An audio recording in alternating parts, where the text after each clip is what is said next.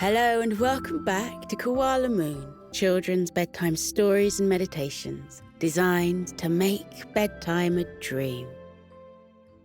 This is Koko and Kookai Hit the Slopes by Alicia Ainsley.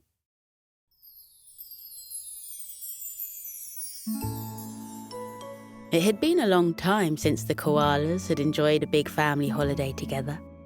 With everyone living all over the world, it could be hard to get everyone together in one place at the same time. But this winter season, everybody had made the effort to set some time aside to meet up for a fun-filled family vacation in the snowy mountains of New Zealand. Everyone was excited for the trip in their own different ways. Auntie Shirley was looking forward to doing a spot of hiking. Koko's parents and his sister Kira were particularly interested in exploring the towns at the bottom of the mountains, and Koko couldn't wait to grab his snowboard and hit the slopes. Meanwhile, Koko's young cousin Kookai had never been on holiday before, and she was simply looking forward to experiencing everything. She hoped that she would get to meet the local wildlife, admire the beautiful snowy mountains, and maybe make some new friends. But she especially wanted to try skiing for the first time. The whole family was staying together in a big wooden chalet in the town of Queenstown, surrounded by snow-capped peaks. On the first night they all arrived, they cooked a big, hearty dinner together, played some board games in front of the fireplace, and enjoyed catching up on what they'd all been up to since they last saw one another. They had so much to talk about, and it was a truly joyful reunion. When they awoke the next day, it was time for them all to enjoy their vacation in their own way. Koko's parents and sister headed into town, while Auntie Shirley joined a hiking tour on an expedition up into the mountains. Kookai's parents would be taking the littlest koalas to the ski slopes. They led her and her cousin Koko towards the foot of a mountain range called the Remarkables. They were called this due to how impressively high and craggy they were, and how perfect they were for skiing. The koalas hopped on the ski lift and up they went into the mountains. First, they all went to the shop, where Koko picked up his snowboard, and young Kookai was fitted with her own first pair of skis. Then, Kookai was taken to enjoy her first ski lesson with an instructor on the nursery slopes. Despite Kookai's initial eagerness to learn how to ski, she couldn't help being distracted during her ski lesson. Every time she looked to the nearby snow-dusted slopes, she watched on as her older cousin Koko zoomed and skidded his way down the slopes. He superbly navigated his electric blue snowboard from side to side, winding his way through the snow at exciting speed until he reached the bottom of the slope and unclipped his feet from the board. There were lots of equally cool animals zooming down the mountain in skis, but Kookai was drawn to Koko's fancy skills. She wanted to be just like her older cousin. Once Kookai's ski lesson was over, she joined her parents and Koko in the cafe for some hot lunch. Koko carried his blue snowboard under one arm and his helmet under the other. He looked very cool in his snowsuit. Kookai wanted to look as cool as him. When they were all comfortably seated at the table devouring their lunches, Kookai turned to her older cousin and said sweetly, "Koko, you looked really cool on the slopes. You're a very good snowboarder. It looks like a lot of fun." Koko smiled graciously and replied, "It is a lot of fun. I love to go snowboarding whenever I can." Kookai asked Koko how long it had taken him to learn to snowboard, and Koko admitted that he had been practicing for quite a while, and he still had lots to learn. But He was getting better every time he practiced. Kookai pouted and looked at her skis propped up against the wall. "I wish I could snowboard like you," she muttered wistfully. Koko cast a look at Kookai's mum and dad, and they raised their eyebrows with amusement. Koko placed his hand on his little cousin's shoulder and suggested, "Well, why don't I try to teach you some moves? I'm not the best snowboarder, but I can teach you the basics, at least." Kookai's little face perked up and her mouth spread into a big smile. "Oh, yes, please, Koko," she cried giddily. "I would love that." So it was settled.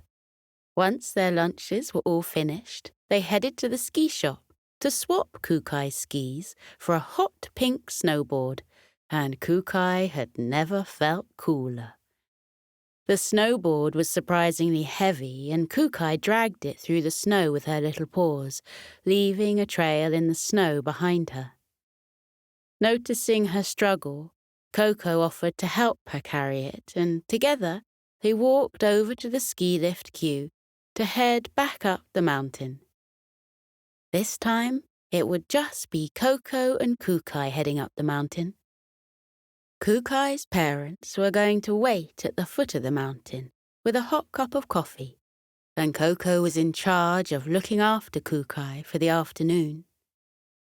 Koko promised that he would take good care of his cousin, and the two little koalas waved goodbye to Kookai's parents as they were carried away up the mountain on the ski lift. Kookai looked down at the snowy ground far below her as her little furry legs dangled over the edge of her seat. Sitting in the ski lift felt a little bit like flying. They could see for miles and miles around from up on the ski lift, and Kookai felt on top of the world. If every vacation was going to be like this, then she couldn't wait for all the other ones she had in store. Next to them on the ski lift were a friendly crocodile called Scales and a chatty kiwi called Tia, and the four of them all chatted away as they floated up towards the top of the mountain. Scales the crocodile was from Australia and said that he had been coming to New Zealand for ski holidays every year ever since he was a young hatchling trying on his first pair of skis. Tia the kiwi confessed that she didn't care much for skiing, but she just liked to come up here to admire the breathtaking views with a hot chocolate. "This is my first time learning to snowboard," Kookai admitted, before adding, "My cousin Koko here is going to teach me."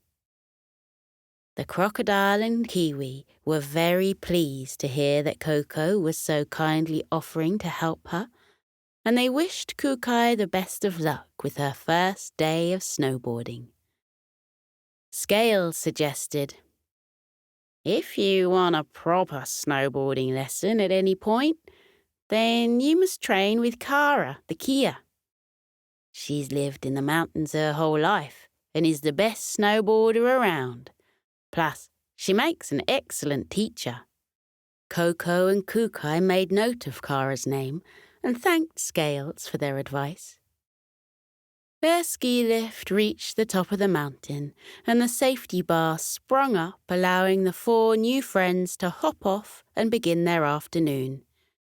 "Good luck, Kookai," Scales and Tia wished kindly to the little pink koala before going their separate ways.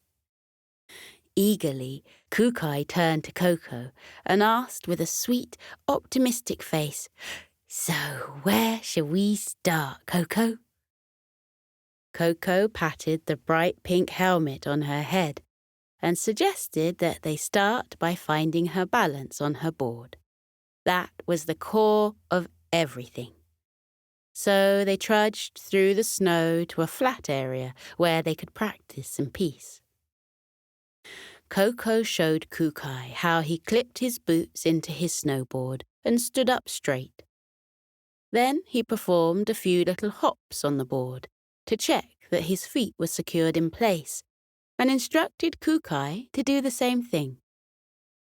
Kookai placed her tiny feet in position and wriggled them until they clipped into place. Then she tried to stand up tall, but promptly toppled over. Standing up was tougher than she thought. She tried again, but slower this time, and managed to wobble her way to standing. Koko smiled and said, "Now do a few little hops to make sure your feet are secure." Koko bent her knees and tried to lift off the ground, but the board was quite heavy and she barely moved an inch. She attempted to hop again, a little stronger this time, and the board lifted up into the air a little too high. Kookai stumbled to the ground yet again, landing in the soft, fluffy snow with a plop. "Oh dear," she muttered. "I'm not very good at this." Koko held out his hand to help her back up to her feet and reassured her. "Don't worry, you'll get the hang of it," he said. "It just takes practice." For the next hour, Koko patiently taught Kookai how to find her balance on her snowboard and how to push off and go from standing still. Keeping her balance while the board was moving was very hard at first, but once she had tried it a few times and learnt to bend her knees and trust in herself, Kookai found it much easier and she fell over less and less. Eventually, Koko thought that Kookai was ready to move onto a small slope to practice getting used to moving on the snowboard. They started on a slope no bigger than a molehill to begin with. Then, once Kookai had successfully skated down that one, they moved onto a slope the height of a small slide. With each small increment in height, Kookai struggled at first to keep her balance on each new slope, but quickly learned how to navigate the different inclines until she felt much more confident. In next to no time, she felt more stable and strong in her legs and was flying down the slopes with ease. She felt on top of the world and like the coolest koala around. Koko was a great teacher. Koko led Kookai to the top of another slope that was quite a bit taller, but he felt confident that she was ready to push herself that bit further. Kookai was so excited to finally have a go on one of the proper ski slopes. Before they set off, Koko suggested, "Watch me and observe closely how I move my body to glide down the hill." Koko set off on his snowboard down the small snow slope, and Kookai watched as closely as she could.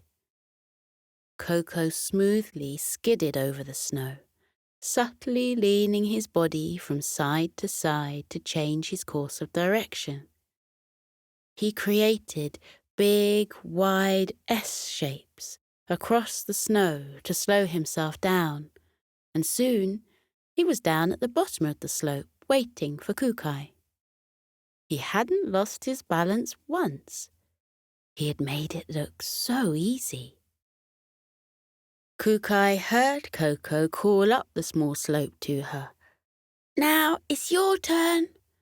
Keep your feet planted firmly on your snowboard and breathe." Kookai hopped her board to the edge of the small slope, took a deep breath, and set off. As she started to skate across the slippery snow, she wobbled a little at first and she felt like she was moving too fast. But then she remembered how Koko had leant his body ever so slightly from side to side to create the wide S shapes across the snow. She took a calming breath and leant to her right side. Amazingly, her snowboard started to move to the left, and her pace began to slow down. Next, she switched her body weight to the left side and watched as the snowboard beneath her feet turned and headed towards the right side of the slope. Kookai giggled with relief. She was doing it. She was snowboarding, just like Koko. She changed direction several times, drawing big S shapes in the snow, until she reached the bottom of the slope and came to a halt. Koko instantly started applauding her, and Kookai grinned with pride. "Wow, Kookai," Koko beamed. "You did that perfectly. I told you would get the hang of it." Kookai was very pleased with herself, and she wanted to do it again. She begged Koko, "Can we move onto a bigger slope now?" Koko chuckled and replied, "I think we should keep practicing on this small slope for a bit longer first. We don't want to get carried away and move too fast." Kookai understood, and they both unclipped their snowboards from their feet, carried them in their hands, and hiked back up the slope in their snow boots. As they reached the top of the small slope once more, Kookai looked at Koko and smiled, saying, "I hope that I become as good a snowboarder as you, Koko." Koko blushed and replied modestly, "I'm not that good a snowboarder, but thank you. If you want to be a great snowboarder, then you want to be like that bird over there." He pointed his furry finger up high towards a tall slope nearby. The snowy hill was taller than any that Kookai had ever seen, and it was narrow and thin, with spindly trees lining the edges all the way down to the bottom. Setting off from the top of the slope was a brave bird on a snowboard. The bird snowboarded down the mountain at great speed to begin with, and Kookai almost thought the bird might take off and fly away. Then, just like Koko and Kookai had been practicing, the snowboarding bird started to skate from side to side, drawing big S shapes in the snow to slow itself down a little. Then, out of nowhere, the bird lifted up off the ground to perform a spectacular flip in midair before landing its snowboard expertly back on the ground to continue its route down the mountainside.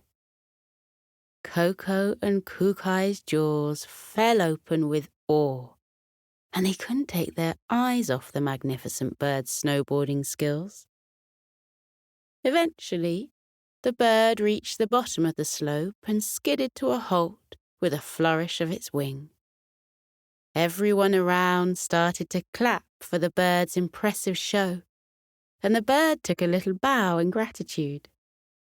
Kookai and Koko turned to look at each other with amazement. Kookai gasped, "That was the coolest thing I've ever seen." Koko nodded his head and added, "Me too." Koko and Kookai attempted to get back on track with their snowboarding lesson, but they couldn't stop thinking about the amazing performance that the bird had put on. Kookai wondered who they were. Kookai snowboarded down the small slope a few more times, growing more confident in her maneuvering, and Koko gave her tips and pointers each time to get better. After her third successful attempt, Kookai and Koko sat down for a break, and they heard an unfamiliar voice speak to them from behind.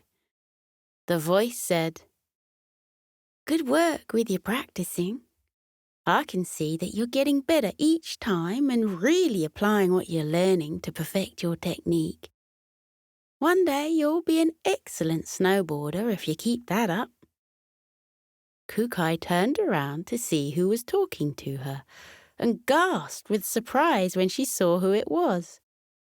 Standing behind them, with a silver snowboard under her wing, was the bird that had so spectacularly skated down the tall mountain.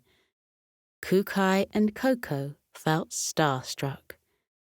Kookai managed to stutter out a small "thank you," and the bird smiled.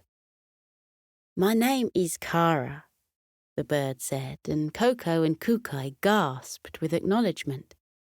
Koko replied, "You're Kara the Kia? We've heard about you. I can see now why everyone says you're the best snowboarder around. You were amazing skating down that mountain." Kookai asked with amazement, "How did you do that flip?" Kara laughed humbly and replied, "I learned how to do that after years of practice. Plus, I have a bit of an advantage as my wings help me to perform acts in midair." Kara explained that Kias live in the mountains, so they spend almost all their time skiing and snowboarding. And they love to have a bit of mischievous fun, so they spend plenty of time learning tricks and stunts too. Kookai listened to Kara with admiration. She'd never met anyone as cool as Kara. When Kookai was older, she wanted to grow up to be just like her, just maybe without the wings. Koko asked Kara what other tricks she could do. Kara thought for a moment and then replied, "Let me show you." Kara placed her feet on her snowboard and used her strong wings to fly herself back up to the top of the tallest ski slope. Once at the top, Kara planted her snowboard on the ground and set off back down the long snowy slope. Kara performed all sorts of impressive tricks and stunts for Kookai and Koko's entertainment. She spun on the spot and snowboarded backwards for a while. She twirled in midair before landing back on the ground and propelled herself off a ledge, held her snowboard in her wings, and spun in midair before landing gracefully into a final race towards the bottom of the mountain. It was an elaborate show. By the time Kara was done, Koko and Kookai felt breathless from just watching her. It was official. Kara the Kia was the best snowboarder in New Zealand. Kara strode over to Koko and Kookai, who were still sitting down, totally starstruck, after enjoying her performance. "Wow, Kara, that was incredible," Koko exclaimed as she approached. "You are the best snowboarder ever," Kookai added with admiration. Kara smiled and bowed her head graciously before replying, "Well, if you ever would like a snowboarding lesson, I would be happy to offer you one." Kookai and Koko both nodded their heads eagerly and professed their interest. Kara offered to give them a lesson the next day, and Koko and Kookai could hardly contain their excitement. They were going to have a snowboarding lesson with the best snowboarder in New Zealand. They couldn't be happier. Kara instructed them both to meet her in the same spot on the mountain tomorrow for their lesson, before she bade them farewell and flew away to find a new slope to conquer. Koko and Kookai pulled themselves to their feet and sighed with satisfaction. What an amazing day it had turned out to be. The two koala cousins were starting to grow tired after all the excitement of the day, so they decided to head back down the mountain to the chalet. They dropped off their snowboards and helmets back at the shop and headed home, dreaming of drinking warm hot chocolates by the fire. When they arrived at the chalet, the whole family was sitting outside in the hot tub. The warm bubbles popped and sizzled in the tub, and the koala family laughed and talked beneath the starry sky. "Hello, Koko! Hello, Kookai!" called out Auntie Shirley in a chirpy voice. "Did you have a nice time skiing today?" Kookai informed Auntie Shirley that they had actually been snowboarding, and they had had the most amazing time. In fact, they had enjoyed it so much that they were going back up the mountain to snowboard some more tomorrow. He gave his sister Kira a huge hug and said she would have to come too. Now it was her turn to learn to hit the slopes. The whole family were very impressed by Koko and Kookai's new hobby, and they suggested that maybe they all could join them up the mountain tomorrow. After all, it would be lovely to see the two koalas in action. Koko and Kookai looked at each other knowingly. When their family saw just how incredible Kara the Kia was at snowboarding, they wouldn't be paying attention to Koko and Kookai's skills much longer. The two koala cousins giggled between themselves and went to make themselves a hot chocolate. With their drinks in hand, they wandered back outside to join their family beneath the open night sky. The air was cool, but their mugs were warm, and with each sip of their drink, they felt cozier and snugglier. So snuggly, in fact, that they felt like they could drift off to sleep outside beneath the stars. Koko and Kookai listened to their family telling stories of their own exciting days exploring the area. It seemed like everyone had had a wonderful first day of their vacation, and Koko and Kookai had a strong feeling that they would feel the urge to venture up the snowy mountain for a spot of snowboarding a few times more.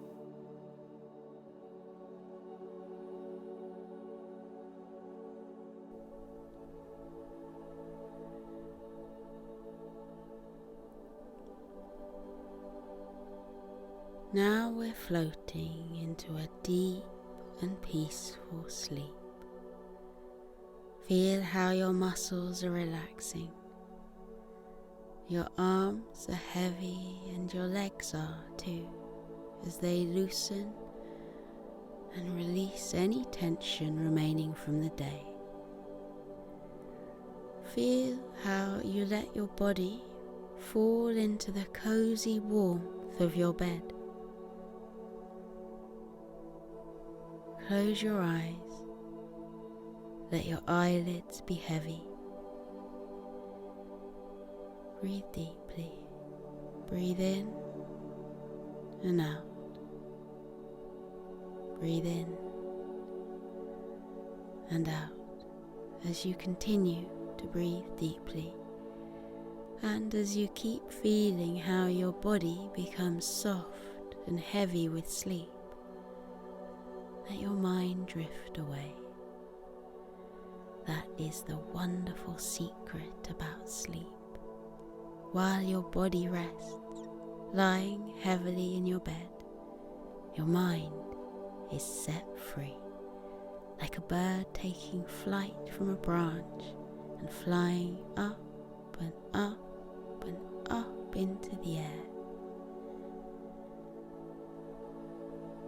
Feel how your mind loosens now, like a balloon that has been untied from a fence and floats up and up and up like a bird. Up and up and up it floats towards the sky until it reaches up into the clouds. Imagine that you have risen up high above the world and your head has poked up through the clouds. Then spread out all around you in the silvery moonlight, white fluffy clouds that look like cotton wool or marshmallows. They look so soft and squishy you can lie back on them and roll around in them. Try it now. Lie back in the soft cradle of the clouds. Feel how they swirl and wrap around your body, holding you gently in the world of sleep. Clouds come in all shapes and sizes. Some are big and fluffy, some are slender wisps. Some look like puffy mushrooms, and others look like paintbrush strokes that have been left on the dark sky. Let your body relax. Let your mind relax too. Let your mind float off into sleep. You are peaceful. You are safe. You are being held in the cozy warmth of sleep. With your eyes closed, let your mind drift up, up, up and away. In the world of dreams, you can go anywhere you like. You can float on blue oceans with ripples and tufts of waves. Or you can visit castles built in the sky with spiraling turrets and drawbridges over sparkling moats. Or you can wander into the peaceful woods where the birds are twittering and the trees are dense with dark green leaves. Breathe in and out. Breathe in and out again as you fall more deeply into your cozy sleep. And with your eyes still closed, take a look around with your mind at where your dreams have taken you. When I fall asleep, I dream that I've gone to a world high up in the clouds. Sometimes the clouds are dappled silver from the moonlight. Sometimes they're soft pink and gold, reflecting the light of the twinkling stars. What form do your dreams take? Where does your mind go when you fall asleep? Maybe in your dreams there are flocks of white fluffy sheep huddling together on the green fields. Look at the mother ewe yawn widely before she tucks her little lambs beneath her woolly fleece. Or maybe you dream of a friendly dragon, curled up with his tail wrapped around him, a little trail of clouds puffing out of his nostrils. Look, the cloud dragon is smiling at us and waving. What a friendly dragon he is. Or maybe you dream of cute puppies lying on their backs, their tongues lolling out of their mouths, their eyes closing because they've had such a long day. They look tired, and there's their papa dog, fluffy and white, padding softly over to wish the puppies good night. Up here on the sea of clouds, you can be free. Feel how light you are, weightless, floating, drifting through sleep. Feel everything heavy from the day lift off you and drift away, taken away by currents until they disappear over the bank of clouds. Any worries you have been having, watch them float away. Anything that has been weighing on your mind during the daytime, now you can let them go and watch them drift away. Your worries are not you. You are not your worries. You can let them go. Watch them float away. Now you are light as air. You are as gentle as starlight.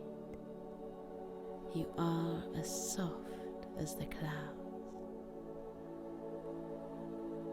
Up in the sleepy sky, everything is weightless and peaceful.